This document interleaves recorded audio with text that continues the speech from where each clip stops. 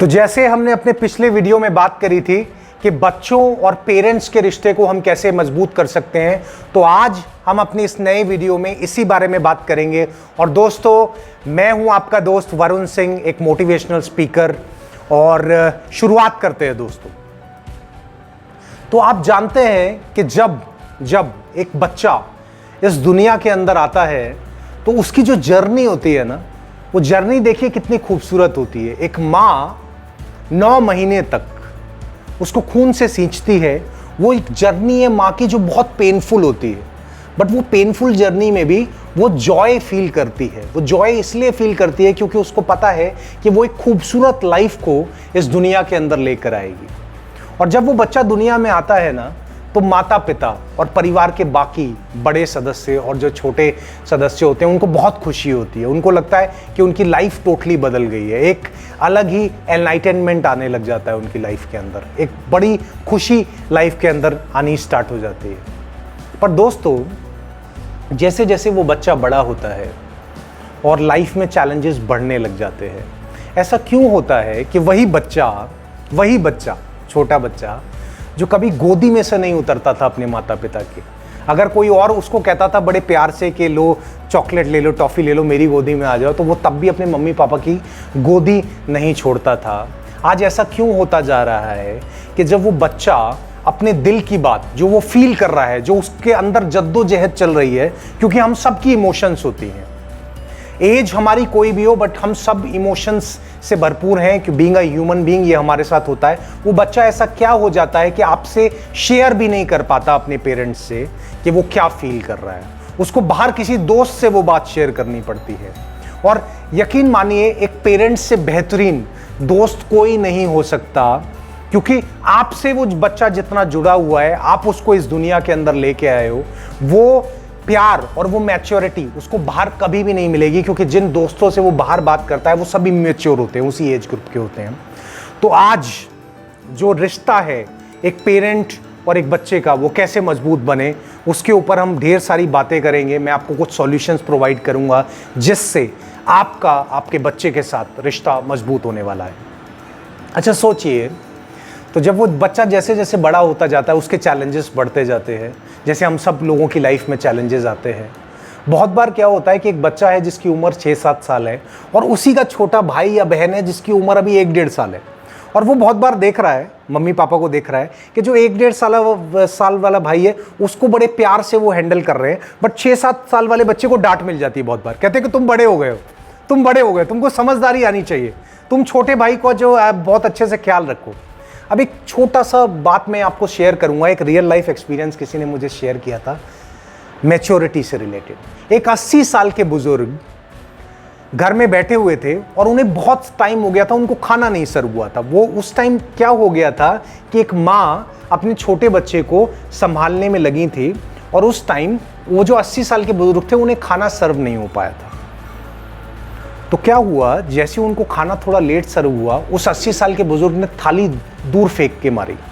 अब मुझे एक बात बताइए, अगर एक 80 साल का बुजुर्ग जिसने पूरी दुनिया देखी है, जो बहुत बार ये कहता है कि मैंने बाल ऐसे ही सफ़ेद नहीं कर लिए, मैं तो ये कहानी कहते हुए जब मुझे किसी ने सुनाई थी मैंने पक्का यकीन कर लिया था कि उस आदमी ने धूप में ही बाल सफ़ेद किए होंगे। क्योंकि 80 साल में अगर वो ये इमैच्योरिटी रख सकता है, तो आप मुझे बताइए एक 6-7 साल का बच्चा क्यों नहीं इमैच्योर हो सकता।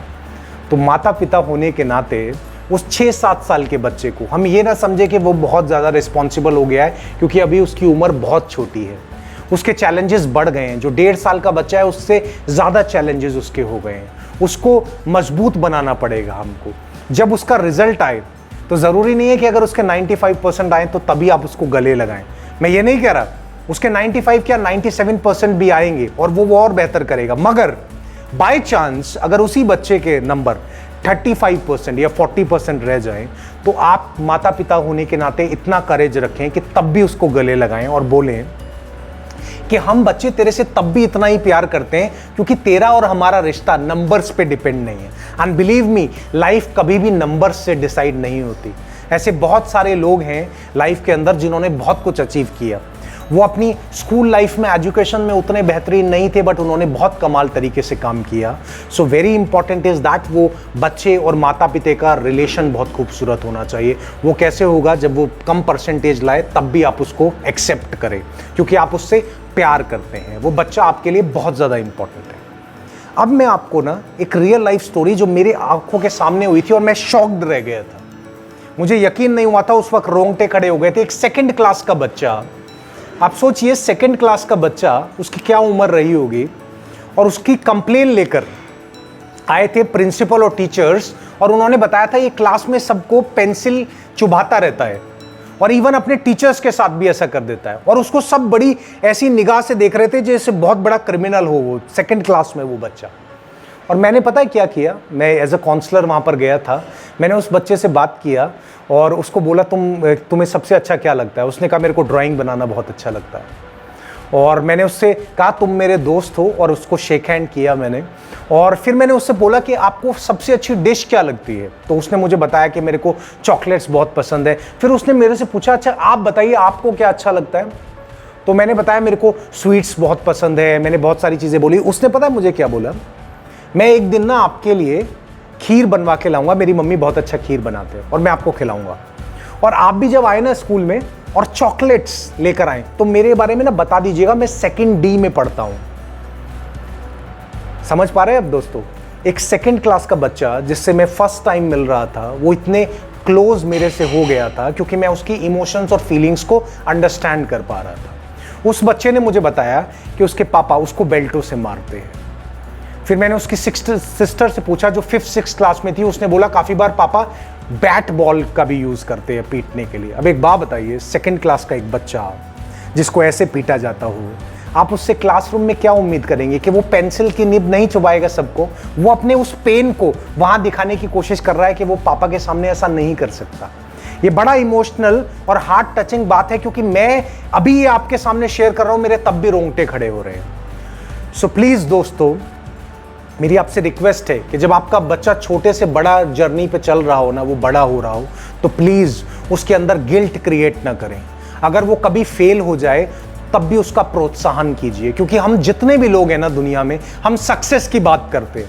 हम कहते हैं भीड़ को तोड़ के आगे बढ़ो, सक्सेस लो, बड़ी गाड़ी में घूमो, बड़ा बंगला बनाओ, बट अगर जो कोई गिर जाए ना मुंह के बल, तो कोई आके ये नहीं पूछता उससे कि क्यों गिर गए तुम, उसको मजबूत नहीं बनाता, उसके साथ खड़ा नहीं होता। और यकीन मानिए, अगर माता पिता होने के नाते आप खड़े नहीं हो पाए ना, तो ये सबसे बड़ा फेलियर है माता पिता का। और अगर आप खड़े हो गए ना, अगर आप दोस्त बन गए, तो यकीन मानिए आपके बच्चे के आप सेलिब्रिटी बनेंगे। फिर उसको किसी मूवी में किसी हीरो की या बाहुबली की जरूरत नहीं बनेगी, क्योंकि आप उसके अपने बाहुबली होंगे। मेरी बात को गांठ मानिए, आप उसके बाहुबली होंगे।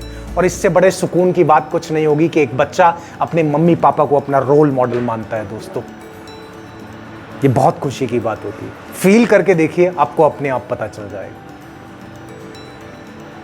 तो दोस्तों, हम अपने अगले वीडियो में मिलेंगे एक और बड़े खूबसूरत से रिश्ते के बारे में बात करने, जहां पर हम बात करेंगे 60-70 साल के लड़के लड़कियों के बारे में, उनकी लाइफ में हम और पैशन कैसे ऐड कर सकते हैं। तो इंतजार करिए, आपका दोस्त वरुण सिंह आपसे फिर दोबारा मिलेगा। तब तक मेरे इस पर्टिकुलर वीडियो को आप लाइक करें, इसको शेयर जरूर करें, क्योंकि हो सकता है किसी और बच्चे और उसके माता पिता के रिश्ते मजबूत हो सके। और दोस्तों, हमारे चैनल को सब्सक्राइब करते रहिए, अपना प्यार दिखाते रहिए, और बेल आइकन जरूर दबाइएगा। इससे आपको आके वीडियो के अपडेट्स मिलते रहेंगे। Thank you very much and God bless you all दोस्तों। Thank you very much.